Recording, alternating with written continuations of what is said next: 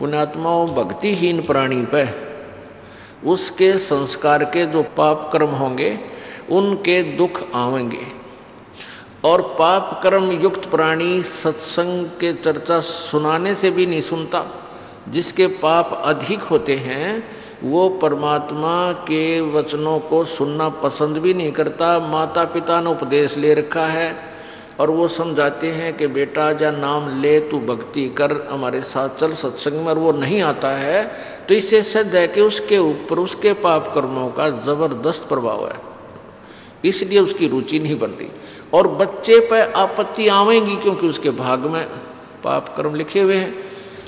यदि वो भक्ति नहीं करेगा तो वो पाप उसको भोगने पड़ेंगे। यदि सत्साधना करेगा तो परमात्मा उसके पापों को हल्का कर देगा, नष्ट कर देगा, तो फिर माता पिता को दुख नहीं होगा।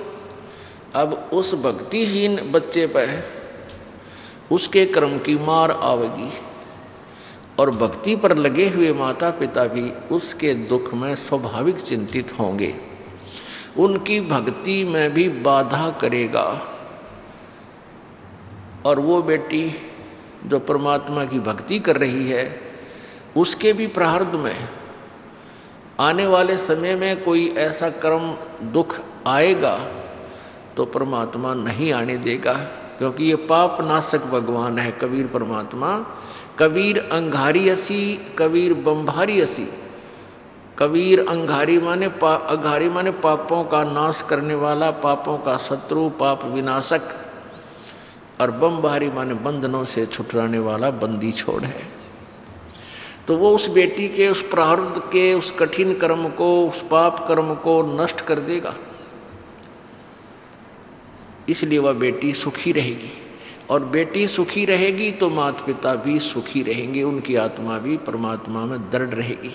यदि बेटी भक्ति पर नहीं लगी है, उसके ऊपर आपत्तियाँ आती हैं तो माता पिता को पता लगता है तो उनकी नींद हराम हो जाती है, भोजन नहीं कर सकते वो उस दिन। तो इसलिए परमात्मा कहते हैं कि राम रटत कन्या भली और साकट भलो न पूत, जैसे छेरी के गल में गलथना जिसमें दूध न मूत। अब जैसे जिस प्राणी के ऊपर पाप कर्मों का अधिक प्रभाव होता है तो उसको परमात्मा की भक्ति अच्छी नहीं लगती। कबीर पिछले पाप से हरि चर्चा ना भावे, के ऊँघ के ऊठ चले या और बात चलावे। पापग्रस्त प्राणी या तो सत्संग में आया नहीं करे, और आ जाता है किसी के कहने से, प्रार्थना करने से, माता पिता के दबाव देने से, या कोई रिश्तेदार, कोई मित्र, सहेली, सखी, भाई बहन आ जाते हैं। और जिनके ऊपर पाप कर्मों का अधिक प्रेशर है तो सत्संग शुरू होते ही उसको या तो नींद आने लग जाएगी, लटके लेगा जो, या कोई और जिक्र कर देगा अपने मित्र से सत्संग के दौरान ही। उसको पता नहीं के खरपतवार भरा, उसमें खुरापात भरा होता है, वो ऐसे था, वो कैसे था, वो ऐसा कह रहा था। तो वो मित्र तो उसको कुछ ना कह पावे, परंतु दूसरे जो भक्त आसपास होते हैं वो उसको टोका टाकी करते हैं, भाई बोल ना बीच में, आनंद आ रहा है भगवान के वचनों में, परमात्मा की चर्चा में, बोल आवाज़ ऊंची ना करा है, हमने सुनने दे। तो फिर वो क्या करता है, उठ के चल पड़ता है, चला जाता है, वो बैठ नहीं सकता। ये उसके पाप कर्मों का प्रेशर है, दबाव है, जो उसको भगवान से दूर रखे हुए। यहाँ से तो उठकर चला गया और बनवाना की यात्रा में एक्सीडेंट होकर मर गया, वहाँ से कहाँ जाएगा। अब फिर क्या होगा, वो बैल बनेगा, नाथ डलेगी, रस्सा बांध दिया जाएगा। अब अपनी मनमानी नहीं कर सकता, ना समय पर चारा चर सकता, ना समय पर जल प्राप्त कर सकता, ना बोल कर बता सकता मुझे कहाँ दुख है, मुझे प्यास लगी है या भूख लगी है। लगी रहो। तो क्या बताते हैं भगवान, कबीर पिछले पाप से हरि चर्चा ना भावे, या ऊँघ है या ऊठ चले, कह और बात चलावे। या तो ऊँघ लग जाएगा या उठ कर चला जाएगा, या बैठेगा तो और इधर उधर के गप्पे मारेगा। तुलसीदास जी कहते हैं, तुलसी पिछले पाप से, पिछले जन्म जन्मांतर के पाप जो एकत्रित होते हैं प्राणी को, जो प्रारब्ध में मिले हुए होते हैं, उन पापों के प्रभाव से हरिचर्चा ना भावे। जैसे जबर के बेगते भाई भूख विदा हो जावे। जिस प्रकार किसी व्यक्ति को मलेरिया हो गया हो, मलेरिया जबर हो जावे, उसको भूख लगनी बंद हो जाती है। और घर वाले कोशिश भी करते हैं कि ले थोड़ा सा खा ले, सेब खा ले, संतरा खा ले, रोटी खा ले, तो वो खाना खाने की चेष्टा भी करता है, तो उसको वो वस्तु सेब भी कड़वी नजर लगती है, महसूस होती है, वो नहीं खा पाता, छोड़ देता है। अपने आत्माओं न तो सेब कड़वी, ना प्रतिदिन आहार करने वाली वह रोटी कड़वी, ना काजू किस्मत ये मनुखा दाख कड़वी। लेकिन उस बुखार ने, उस जबर ने उस व्यक्ति के शरीर की व्यवस्था को इतना खराब कर दिया, बिगाड़ दिया कि उसको मीठी वस्तु भी कड़वी लग रही है, कौड़ी लग रही है। ऐसे ही जिस व्यक्ति के पाप गणे बढ़ जाते हैं, उनको राम नाम की मनुखा दाख भी कड़वी लगती है। अब इसका समाधान क्या है? जिस व्यक्ति को जबर हो गया है तो उसके लिए क्या समाधान है कि उसने कड़वी कुनीन खानी पड़ेंगी। वो कुनीन की टेबलेट, गोलियां, बट्टी, वो बहुत कड़वी होती हैं, जुबान पर भी नहीं रखी जाती, और वो कड़वी दवाई खानी ही पड़ेगी जबर मुक्त होने के लिए, रोग मुक्त होने के लिए। वो चाहे इच्छा बने या ना बने, वो फांकी मारनी पड़ेंगी गोलियों की, औषधियों की, और कड़वी दवाई खाने से ही वो स्वस्थ होगा। और जब वो स्वस्थ हो जाएगा, जबर उसका समाप्त हो जाएगा, तो फिर देखना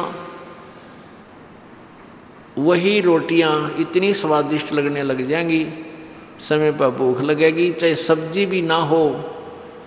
घर वाले कहेंगे इसलिए सब्जी बना देते हैं, तो वो यूँ कहेगा कि नहीं ऐसे दे दे, मुझे तो भूख लग रही है, और रूखी सूखी नमकीन रोटी जो की त्यों खा जाएगा।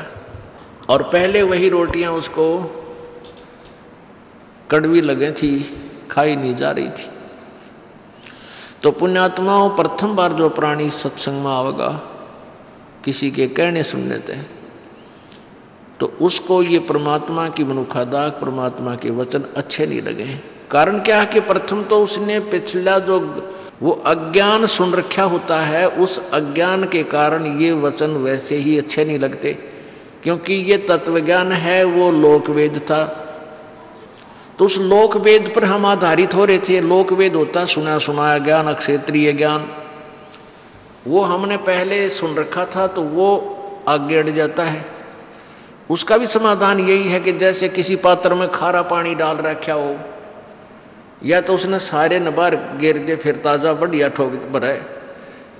दूसरा तरीका ये है कि उसमें वो मीठे पानी की टूटी चालू कर दे, वो खारा अपने आप निकल गए और बढ़िया रह जाएगा।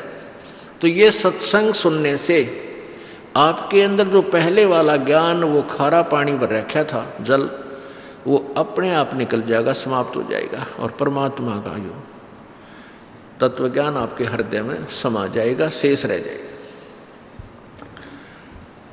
तो पुण्यात्माओं, परमात्मा आकर के हमें यही बताया करते थे कि जैसे तुलसीदास जी की वाणी है, तुलसी पिछले पाप ते हरि चर्चा ना भावे, और जैसे जबर के बेग ते भूख विदा हो जावे। तो उस प्राणी को परमात्मा की कथा अच्छी नहीं लगती जिसके पाप कर्म अधिक होते हैं।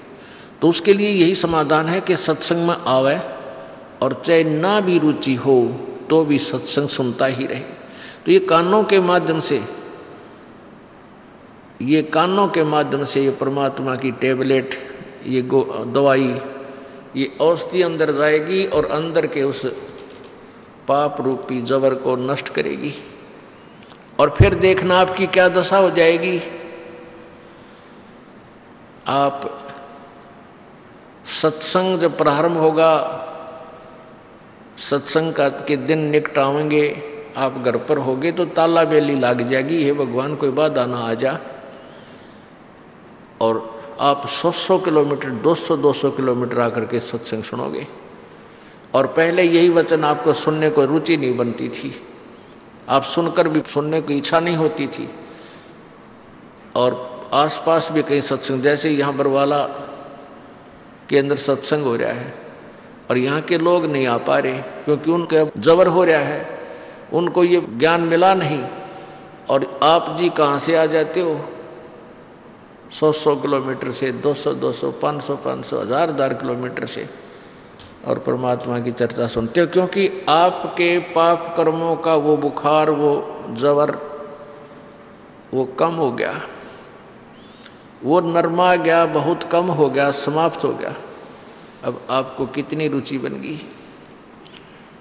तो इसलिए परमात्मा हमें याद दिलाते हैं कि राम रटत कोढ़ी भलो, कोढ़ी कुष्ठ रोगी, राम रटत कोढ़ी भलो, चो चो पड़े जो चाम, वो सुंदर शरीर किस काम का, जिस मुख नाही नाम।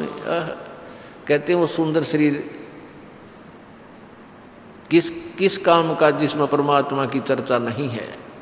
और राम रटत एक रोगी, कोढ़ सबसे मतलब घृणित रोग है कोढ़। कहते हैं कोढ़ी भी अगर भक्ति कर रहा है तो सुंदर शरीर वाले से असंख्य गुणा पुण्य भागी है।